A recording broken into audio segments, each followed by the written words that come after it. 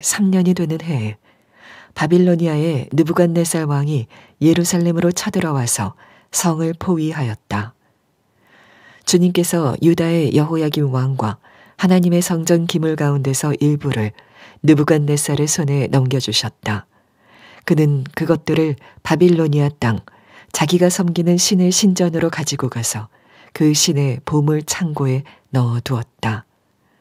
그때 왕은 아스부나스 황관장에게 명령하여 이스라엘 백성, 특히 왕과 귀족의 자손 가운데서 몸에 흠이 없고 용모가 잘생기고 모든 일을 지혜롭게 처리할 수 있으며 지식이 있고 통찰력이 있고 왕궁에서 왕을 모실 능력이 있는 소년들을 데려오게 하여서 그들에게 바빌로니아의 언어와 문학을 가르치게 하였다. 또한 왕은 왕궁에서 날마다 일정한 양을 정해서 음식과 포도주를 그들에게 공급하도록 해주면서 3년 동안 교육시킨 뒤에 왕을 모시도록 하였다. 그들 가운데는 유다 사람인 다니엘과 하나냐와 미사엘과 아사랴가 있었다. 환관장이 그들에게 이름을 새로 지어 주었는데 다니엘은 벨드사살이라고 하고 하나냐는 사드락이라고 하고 미사엘은 메삭이라고 하고 아사랴는 아벳느고라고 하였다.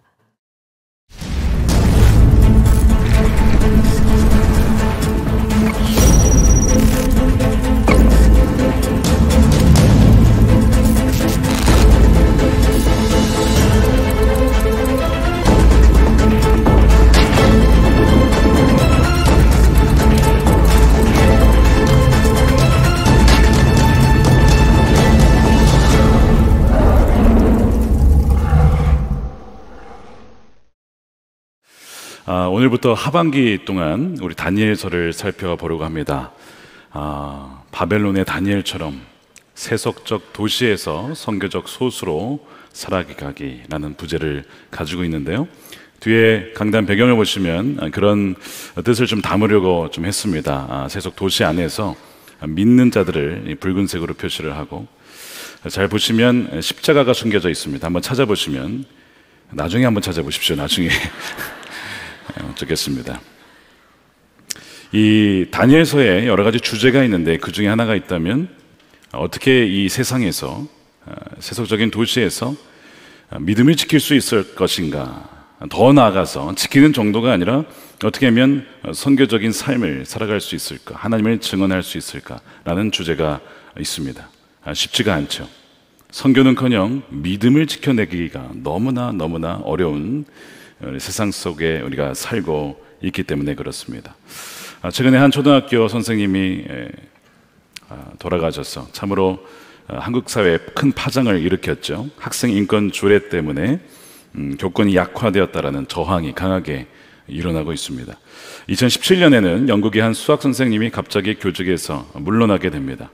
수업 중에 여학생들에게 이런 얘기를 한 겁니다. 잘했어, 그러니까 well done girls 라는 표현을 썼어요. 여학생들에게 소녀라고 하는 게 뭐가 문제가 되겠습니까? 문제는 그 중에 트랜스젠더들이 있었습니다. 나는 여자가 아닌데 나를 여자라 불렀다 이겁니다. 그게 문제가 돼서 결국에는 이제 해임이 되게 돼요. 물론 정말 그렇게 했느냐 안 했느냐 공방이 있었는데 분명한 것은 과거에 이 선생님이 기독교인이거든요.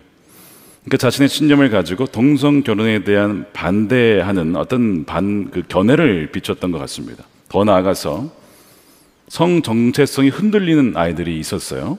남자인데 여자로, 여자인데 남자로, 아니면 아무것도 아닌 중성으로. 그러니까 나는 남자인데 여잔가 보다. 보통 그래 이렇게 긍정해주고 이럴 수도 있는데 긍정을 안 해주는 거예요. 자기가 볼 때는 남자예요. 자기가 볼 때는 여자예요. 그러니까 이런 식으로 이렇게 한 거에 대해서 또 문제가 돼가지고 결국 영국의 교육규제청에서 이제 패널이 모여서 심의를 하는 거예요. 이 사람이 정말 잘못한 게 맞냐 심의를 했습니다. 그랬더니 이런 결론을 내렸어요. 이 교사의 행동이 교사에게 기대되는 행동 기준에 크게 미치지 못했다. 그래서 결국에는 해임을 결론 짓습니다. 2017년에 영국에서 벌어진 일이지만 유럽과 그리고 미국과 이제는 한국까지 이런 영향력이 다가오고 있습니다. 이제는 믿는 사람이 공적 영역에서 신앙적인 가치관과 신념의 근거에서 발언하거나 가르치면 직위 해제가 되는 것이죠. 기독교 국가라고 불리는 미국은 이제는 사실 기독교 국가가 아니라고 보는 견해가 점점 많아졌습니다. 후기 기독교 국가, 이제 그것은 지나갔고 이미 2015년 6월 26일에 대법원에서 동성애 합헌 판결을 내렸을 때 이미 그 이전부터 이미 미국은 기독교 국가가 아니라고 보는 겁니다. 전통적인 이 결혼의 정의, 남자와 여자의 결합이 아니라 두 성인의 결합으로 보는 견해가 점점점 퍼져가고 있죠. 그래서 전통적인 결혼에 대한 견해를 가진 자를 굉장히 진부하다, 차별한다, 이렇게 보는 것입니다. 이러한 변화가 지금 평등법이라는 이름으로 우리나라에도 들어오려고 하고 있기 때문에 우리가 깨어서 기도하지 않을 수가 없습니다. 19세기 영국의 설교자였던 찰스 스펄전이 오늘날 그리스도인들이 받는 시험은 무엇인가? 라는 질문에 이렇게 대답을 했습니다. 자신이 그리스도인이라고 고백해도 좋습니다. 예배당에 가는 것도 좋고 예배 의식을 거행하는 것도 좋습니다. 그러나 그 신앙을 여러분들의 사업과 어떤 비즈니스에 적용하려고 하지 마십시오. 라고 하는 반대. 다른 세상 사람들처럼 하라는 거야. 당신의 기독교 신앙을 사업의 현장 가운데, 일터 가운데 가져오려고 하지 말라는 거예요. 물론 이것은 어떤 강제적으로 신뢰를 만들어서 끌어가는 이런 문제가 아니라 자신의 기독교적 가치관을 가지고 하려는 것 하지 말라 이겁니다. 이런 것이 우리의 도전이다. 19세기만 아니라 20세기, 21세기도 여전히 유효한 말 아닙니까? 그러니까 세상 속에서 그리스도인으로 살아간다는 것이 참 쉽지가 않아서 이제는 점점 소수가 되어가는 것 같고 정말 바벨론으로 끌려가는 듯한 느낌을 우리 지우기가 참 어려운 세상 속으로 우리가 들어가고 있습니다. 다니엘은 정말 하나님 나라라고 할 수 있었던 그 이스라엘과 남유다 그 나라가 망하고 포로로 끌려가는 그 한가운데 있었습니다. 그들은 포로 신세가 되어서 가게 된 것이죠. 오늘 1절 말씀에 보면 이렇게 시작합니다. 유다의 여호야김 왕이 왕위에 오른 지 제3년이 된 해에 바벨로니아의 느부갓네살 왕이 예루살렘으로 쳐들어와서 성을 포위하였다. 본문의 역사적 배경은 기원전 약 605년경 고대 중동의 패권이 변화하고 있던 시기입니다. 전통적인 강호가 누구냐면 바로 이집트, 애굽인데 애굽은 점차 약해지고 있었고 그 다음에 북이스라엘을 멸망시켰던 아시리아 역시 약해지고 있었어요. 그런 시기에 이제 애굽과 아시리아가 연합을 해서 신흥 강호인 바벨론을 저항하려고 했던 시기인데 바로 그 시기에 오늘 배경이 있게 되는 것입니다. 이 바벨론의 왕이 젊은 왕이었습니다. 느부갓네살 왕인데요. 역사적으로는 정확하게 표현하면 2세입니다. 그래서 고고학적으로 이 점토가 발견이 되었는데 거기에 보시면 느부갓네살 2세 왕이 적혀있고 통치 기간이 적혀있는 그것이 발견이 될 정도로 역사적 존재했던 인물이죠. 이 왕이 605년경에 갈그미스 전투에서 애굽의 왕을 격퇴시키고 애굽을 완전 물리칩니다. 그래서 애굽은 더 이상 이 남쪽에 머물러 있지 위로 올라오질 못하고 그 다음에 이 바벨론이 이 고대 근동의 패권을 완전 잡게 되는 겁니다. 그 기세를 몰아서 어디까지 오게 됐냐면 예루살렘까지 쳐들어와서 포위를 하게 되는 것이 바로 1절의 내용이죠. 그리고 더 나아가서 2절을 보시면 어떤 일이 벌어졌는가. 2절에 하나님의 성전 기물 가운데 일부를 느부갓네살의 손에 넘겨주셨다. 그는 그것들을 바벨로니아 땅 자기가 섬기는 신의 신전으로 가지고 가서 신의 보물창고에 넣어뒀다는 겁니다. 굉장히 굴욕적인 사건이 벌어졌어요. 하나님의 성전에 침투해서 쳐들어가서 거기에 성전 기물을 빼다가 바벨론 신의 신전의 보물창고로 옮긴 겁니다. 이것이 무슨 의미냐? 바벨론 신이 유다의 이스라엘의 신을 이겼다. 이스라엘의 신이 패배했다 라고 하는 것을 보여주는 뜻이죠. 그래서 3절에 보시면 이스라엘 자손 중에 왕과 귀족의 자손들이 바벨론으로 끌려갔다는 구절이 나오는데 이것이 바벨론 1차 포로입니다. 여기에 누가 포함되어 있냐면 다니엘과 세 친구들이 포함되어 있는 거예요. 그 이후에 2차, 3차가 계속 벌어지죠. 자막에 보시면 1차 유배가 있었고 2차 유배 때 597년에 에스겔과 그 다음에 여호야긴 왕과 남유다 지도자들이 끌려가고 3차 기원전 587년에 시드기야 왕과 함께 남유다는 멸망을 하게 됩니다. 다니엘은 무려 1600km 정도 떨어진 바벨론이라고 하는 완전한 세속 국가의 그 도시의 중심으로 끌려가게 되는 것입니다. 완전히 낯선 곳에 가게 돼요. 언어도 다르고 문화도 다르고 종교도 다릅니다. 그리고 종교 정도가 아니고 완전 우상들이 즐비한 그 한복판에 하나님의 백성으로서 거기에 끌려가게 된 거예요. 느부갓네살 왕이 이들을 이제 교육을 시키는데 그 중에서도 선발을 합니다. 아주 엘리트 교육을 시키려고 하는 거예요.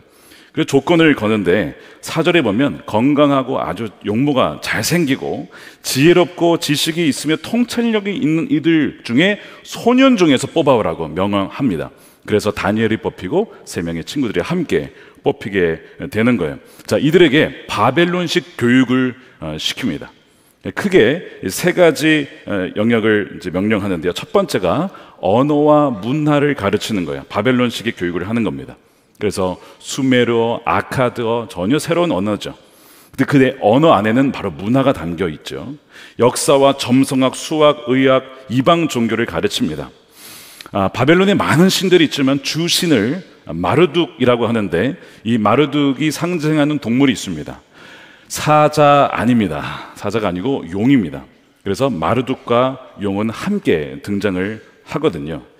성경에서 용은요, 누구를 상징합니까? 사탄을 상징하죠. 그러니까 바벨론의 문화라고 하는 것은 바로 사탄의 문화라고도 해석할 수 있는 그런 뜻이 담겨 있습니다. 그래서 그 언어와 문화와 모든 새로운 정치, 경제 시스템, 그걸 가지고 이 하나님의 백성들이었던 이 다니엘을 비롯한 사람들에게 완전 세속화된 교육을, 바벨론식 커리큘럼을 가지고 3년간 집중 트레이닝을 시키게 되는 겁니다. 그 핵심은 그들의 중심 가운데 있었던 그들의 입장에서는 이방신인 야훼 하나님에 대한 신앙을 제거하고 거기 안에 바벨론의 신에 대한 그 충성심과 믿음을 심어 놓으려 하는 것이죠. 두 번째는요, 바벨론식 음식과 그다음에 바벨론 제국의 공직 자리를 준비합니다. 5절에 보십시오. 왕은 왕궁에서 날마다 일정한 양을 정해서 음식과 포도주를 그들에게 공급하도록 해주면서 3년간 교육시킨 후에 왕을 모시도록 했다. 음식에 대한 부분은 우리 다음번 두 번째 시간에 자세히 다루도록 하겠습니다. 8절 이후에 나오는데요, 여기 보시면 왕을 모시도록. 바벨론에서 이래도 괜찮을까요? 그러면 질문을 해보십시오. 이 바벨론에서 그리스도인이, 하나님의 백성이 이래도 괜찮은 겁니까? 역시 다음번에 이건 다루도록 하겠습니다. 공직을 제안을 하죠. 공직을 주는 거예요. 자, 세 번째입니다. 바벨론식 계명이 이루어지죠. 7절이죠. 환관장이 그들에게 새로운 이름을 지어줬는데, 하나냐는 사드락, 미사엘은 메삭, 아사랴는 아벤느고라고 합니다. 다니엘을 비롯해서 이 세 친구들의 이름, 바로 하나냐, 미사엘, 아사라, 여기에는요 하나님을 고백하는 그 믿음이 담겨 있어요. 부모님이 지으신 거겠죠. 그러니까 부모님이 이 자녀가 하나님을 신실하게 사랑하고 정말 경외하는 그런 자녀들로 자라기를 원하는 마음으로 이름을 지어줬을 겁니다, 분명히. 그리고 그들은 그렇게 정말 자랐어요. 여러분, 우리가 아이들 이름 지을 때 최근에 보면 물론 성경 이름도 쓰지만 하자나 예자 넣어가지고 하나님이 뭐 하셨다, 예수님이 뭐 하셨다, 이런 식으로 이름을 많이 짓지 않습니까? 그러니까 그와 같은 마음으로 이름을 이제 지은 건데, 바벨론에 가서 이들의 이름이 바뀝니다. 단지 이름이 바뀌는 게 아니에요. 그 이름에 담긴 하나님 중심적인 세계관을 제거하는 거예요. 그리고 바벨론 신의 이름을 거기에 새겨 넣습니다.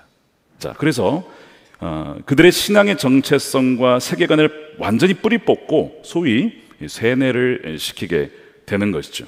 자, 어떻게 그것을 바꾸려고 했는지를 한번 자막을 통해서 하나씩 볼 텐데요, 우리 다니엘은 무슨 뜻이냐면 하나님이 재판하셨다, 하나님은 나의 재판자이시다 라는 뜻입니다. 근데 그것을 벨드사살, 아카드어인데 어떤 뜻이냐면 벨이여 그의 생명을 지키소서, 그러니까 이방신의 이름을 거기에 넣었어요. 혹은 그 다른 해석이 또 될 수 있습니다. 왜냐하면 이게 띄어쓰기를 어떻게 하냐에 따라서 해석이 크게 두 가지로 나뉘는데, 또 다른 하나는 뭐냐면 여인이여 왕을 보호하소서라는 의미입니다.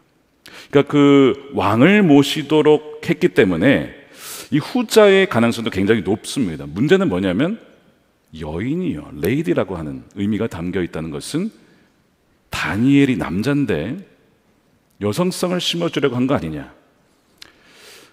이런 해석에 또한 지지해주는 이유가 뭐냐면 소년 중에서도 매우 예쁘고 준수한 소년을 원했습니다. 두 번째, 환관장, 즉 내시, 리더십 하에 교육을 받게 했다라는 점. 모든 걸 종합해 볼 때 이 두 번째 해석도 굉장히 신빙성이 있는 해석이고 많은 학자들이 또한 얘기하는 부분이기도 합니다. 하나냐는 야훼는 은혜로우시다, 하나님은 은혜로우시다라는 의미인데 그것이 이름이 바뀌게 되죠. 어떻게 바뀌냐면 사드락, 즉 아쿠는 바벨론의 달의 신입니다. 아쿠의 명령이라는 의미로 바뀌게 돼요. 역시 신이 완전 바뀌게 되죠. 미사엘은 어땠습니까? 미사엘은 하나님과 같은 자가 누구냐? 너무나 멋진 이름이에요. 근데 그것이 메삭으로 바뀌는데 그것은 누가 아쿠와 같은가?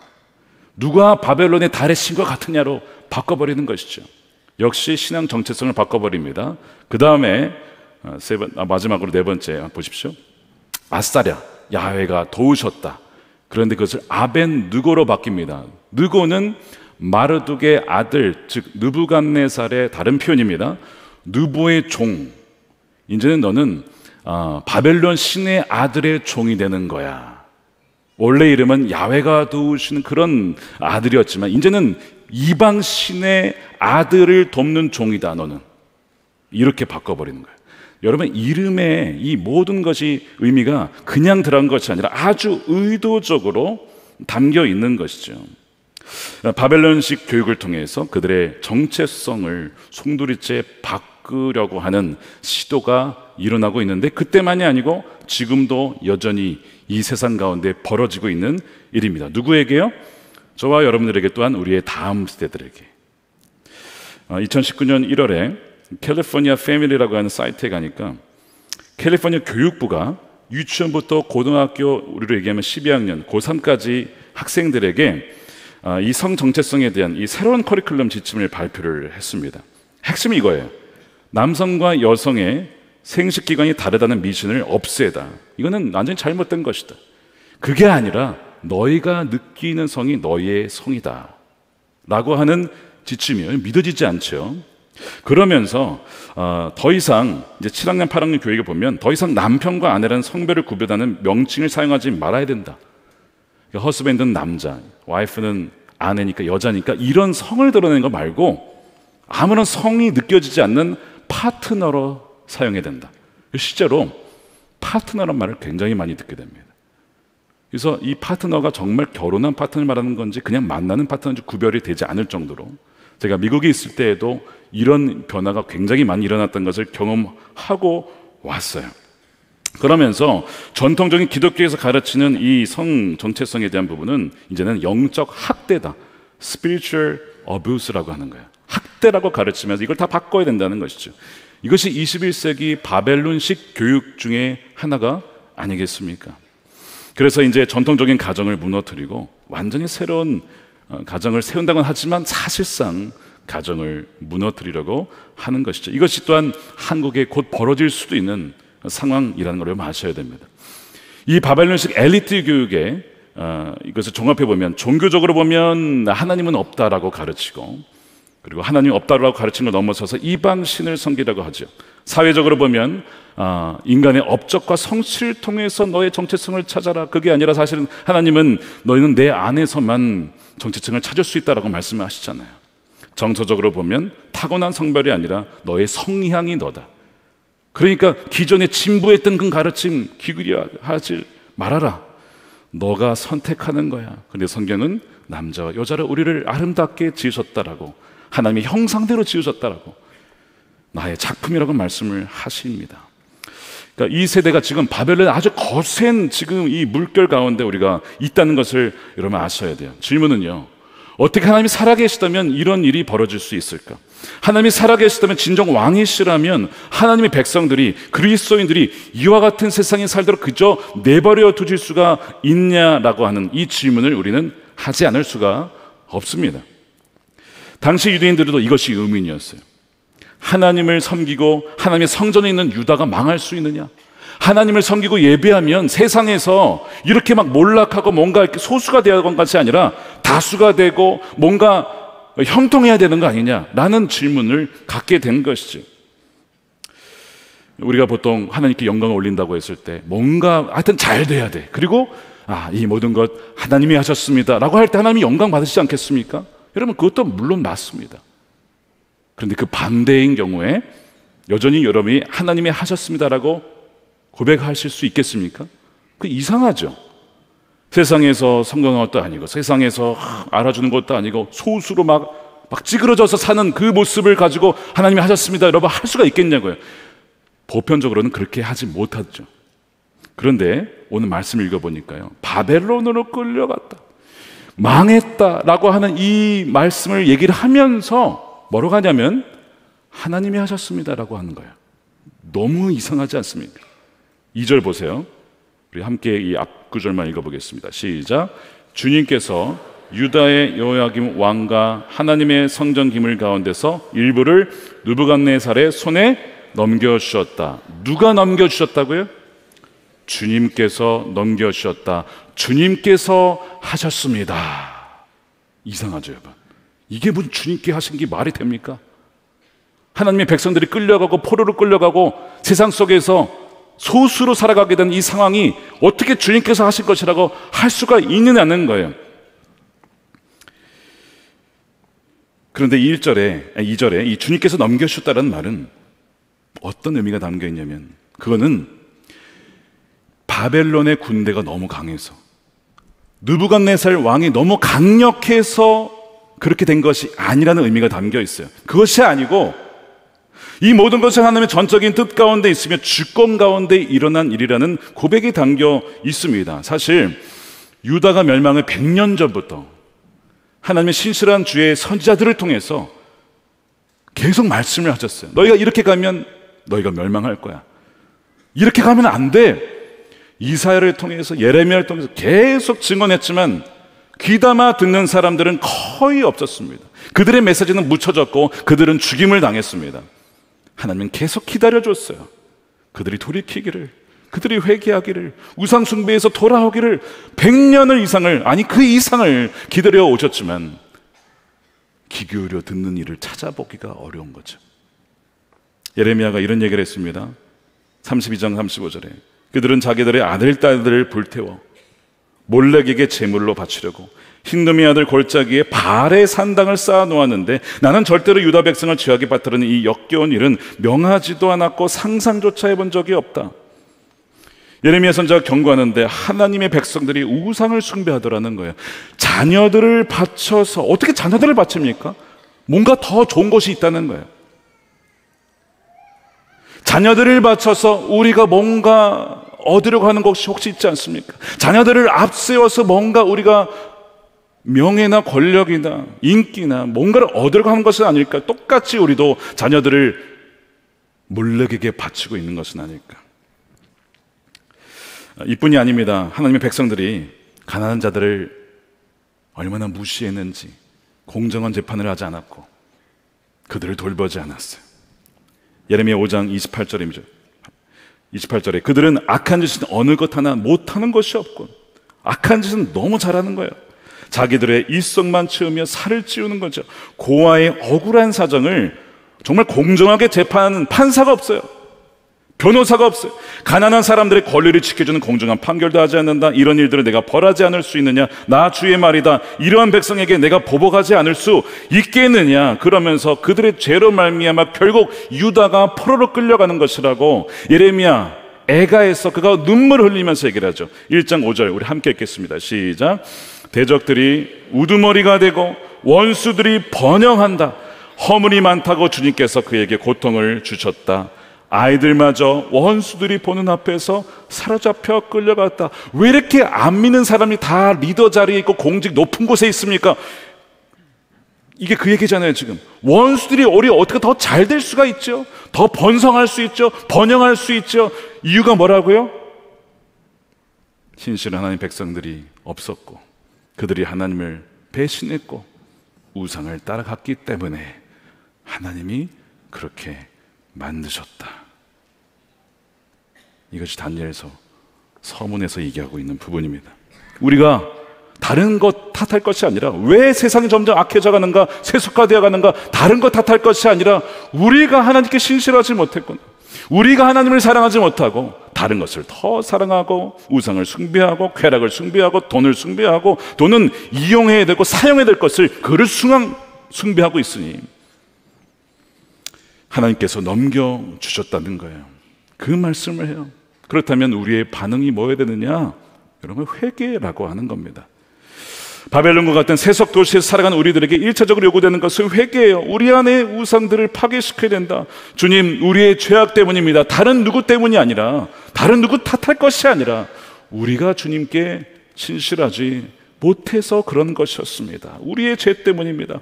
그래서 우리의 자녀들이 바벨론화 되어가는 세상 속에서 쇠뇌를 당하는 이 세상 속에 살게 되어갑니다. 우리의 잘못입니다. 지난 주일에 통일 선교 주일 예배를 드렸는데 그때 언급하지는 않았지만 북한에도 교회가 있어요. 공식적인 교회가 있습니다. 봉수교회를 비롯해서. 사람들이 그 교회는 가짜 교회다, 보여주라고 그냥 만든 거죠. 가짜 교회라고 하는데 거의 대부분 동의를 하는데요. 물론 그 중에서 가짜로 만들었는데 거기서 또 하나님 만난 경우가 덜어 있다곤 합니다. 그러나 어찌됐든 그것은 가짜 교회죠. 그러나 여러분, 그 전에 앞서서 북한의 그 교회가 어떠냐라고 앞서서, 그러면 대한민국의 모든 교회는 진짜입니까? 대한민국의 모든 그리스도인들은 다 진짜일까요? 저와 여러분 다 진짜입니까? 목회자들은 다 진짜일까요? 리더십들은 다 진짜일까요? 하나님은 뭐라고 보실까? 겉으로 보이는 거 말고요, 우리 마음에 아주 그냥 겹겹이 쌓이는 깊은 곳에 들어가면 그 중심에 정말 주님을 사랑하고 원하는 그 사람일까, 아니면 그 다른 무엇을 섬기고 있는지는 하나님이 너무나 잘 아실 겁니다. 북한의 지하교회 성도들 중에 한 여자 학생, 한 고등학교 그 당시에 됐던 아이가 이렇게 남한을 위해서 기도한대요. 남조선 교회를 위해 주님 기도합니다. 남조선 교회가 물질 때문에 타락했다고 하니 하나님 그들이 회개하게 해주세요. 우리가 북한을 위해서 기도한다고 하지만 사실 북한에 실은 그들이 우리를 위해서 기도하고 있어요. 주님께서 그들을 넘겨주셨다는 거예요. 바로 하나님의 백성들의 죄 때문에 100년 넘게 선지자를 통해서도 듣지 않기 때문에 넘겨주신 거예요. C.S. 루이스가 고통의 문제라는 책에서 고통을 이렇게 정의했어요. 고통이란 귀먹은 세상을 불러 깨우는 하나님의 메가폰이다, 하나님의 확성기다. 도무지 알아듣지 못하기 때문에 세상을 흔들어서 그들을 고통 가운데 환경 속으로 몰아가서 하나님의 음성에 귀 기울일 수 있도록 하나님의 확성기라고 말씀을 했어요. 하나님은 유다 백성들이 깨어나기를 원했습니다. 바벨론 포로기를 통해서 회개하고 정말 변화되기를 원하셨습니다. 그러므로 우리가 회개해야죠. 점점 바벨론화 되어가는 세상 속에서 이 사람 저 사람 탓할 것이 아니라, 주님, 우리가 벌써 물들었습니다. 우리가 세상처럼 되고 말았습니다. 주님을 닮기보다는 세상은 너무나 닮아 있습니다. 바로 교회가 교회답지 못하고, 성도가 성도답지 못하고, 주의 종이 주의 종답지 못한 것이 가장 근본적인 원인이었다는 것이죠. 그러나 동시에 오늘 본문에는 하나님의 위로도 담겨 있어요. 2절에 주님께서 그들을 넘기셨다라고 했을 때 이 주님이라고 한 단어가 보통 하나님이 가르칠 때는 엘로힘을 쓰지만 여기는 아도나이라는 단어를 썼습니다. 아도나이는 하나님이 통치하신다, 하나님이 주권자, 통치하시는 분이시다라는 의미가 담겨 있는 단어입니다. 그러니까 이 바벨론화 되어가는 세속화된 이 도시 속에서 여전히 하나님은 통치하시고 다스리신다라는 그 고백이 그 안에 담겨 있는 거예요. 더 나아가서 하나님은 도무지 하나님의 계시지 않은 것 같은 세상 속에서 여전히 선교를 하고 계시다라는 말씀입니다. 그게 어디 나올까요? 다니엘과 세 친구들을 하나님이 세속 도시의 한 복판으로 보내신 거죠. 그들을 보내셨다.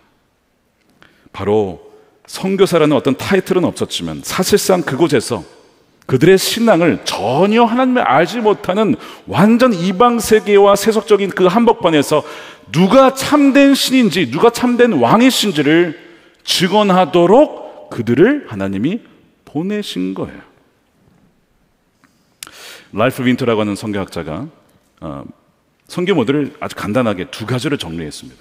가는 모델과 오는 모델이 있어요. 가든지 오든지 그걸 통해 선교가 일어난다는 거예요. 근데 가는 것도 두 가지로 나눠요. 자발적으로 가든지 아니면 비자발적으로 끌려가든지. 오는 것도 마찬가지입니다. 그 자발적으로 가는 케이스가 바로 바벨론 지역에서 가나안 땅으로 순종하여 갔던 아브라함이죠. 가라, 가겠습니다. 떠나라, 가겠습니다. 그러나 반대로 비자발적으로 끌려가는, 나는 원한 건 아니었는데 끌려가는 경우도 있어요. 예를 들면 요셉, 포로가 돼서 애굽으로 갔는데 하나님의 큰 그림은 뭐였냐면 거기서 그 수많은 이방 우상들 사이에서 누가 진정 하나님 왕이신가를 드러내는 자로 요셉을 사용하시거든요. 마찬가지로 다니엘도 마찬가지입니다. 그 한복판에서 누가 하나님이시냐, 참된 신이시냐를 증거하기 위해서 다니엘과 세 친구들을 거기에 보내신 거예요. 사도행전 8장을 읽어보세요.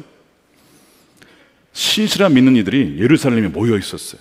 근데 예수님이 뭐라고 하셨냐면 너희는 예루살렘과 온 유대와 사마리아 땅끝까지 나의 정이 될 것이다 가라는 거예요. 근데 가지 않고 자기네끼리 끼리끼리 모여 있어요. 자기네 그냥 뭉쳐 있는 거예요. 자, 어떤 일이 벌어졌을까요? 큰 박해가 예루살렘에 벌어집니다. 그 결과 그들이 흩어지죠. 근데 성경에 보니까 유대와 사마리아로 그들이 흩어져 가니라. 그 다음에 벌어지는 일이 그들이 증언하고 말씀을 증거하면서 복음을 전하면서 점점 제자들이 늘어나고 부흥이 일어나는 그런 일이 벌어져요. 비자발적으로 갔는데 그 일을 통해서 하나님이 선교를 이루시는 사건을 기록하고 있습니다. 여러분, 제가 묻겠습니다. 여러분 혹시 주변에 믿지 않는 이들이 모인 곳으로 가게 되었습니까? 주변에 믿는 사람이 자기밖에 없어. 혹은 너무 적어요. 그것이 가정일 수 있고 그것이 여러분의 일터일 수 있죠. 그것이 여러분의 교육계, 경제, 정치, 법 쪽에, 문학의 어느 영역에 있든지 믿는 사람이 너무 없는 거예요. 그런데 여러분 오늘 말씀에 비춰보면 뭘까요? 여러분들이 거기에 보내신 거예요. 여러분들이 거기에서 진정 하나님이 누구신지를 여러분 쉽지 않지만 여러분들 통해서 하나님이 행하시기 위해서 미리 보내신 줄로 믿으시길 축복합니다.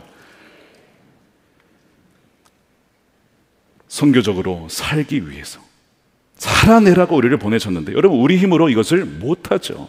우리 힘으로는 불가능합니다. 너무나 그 포위된 같은 상황 속에서 신앙을 고백하는 것조차 두려운 상황을 맞이할 때가 많잖아요.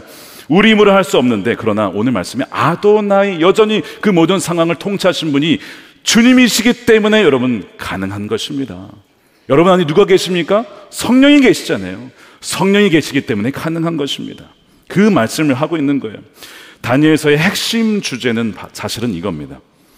바벨론과 페르시아와 같은 전혀 하나님 믿지 않는 이 제국의 파워를 가진 이 세상 속에서 통치하는 세상 속에서 여전히 하나님이 진정한 왕이시다. 하나님의 나라가 보이지 않는 것 같고 무너진 것 같지만 하나님의 나라는 결코 파괴되지 않고 무너지지 않는 영원한 나라다라고 하는 것이 이 다니엘서의 핵심 주제입니다. 그것을 믿는다면 바로 소수지만 여러분들을 통해서 하나님은 반드시 역사하실 것입니다.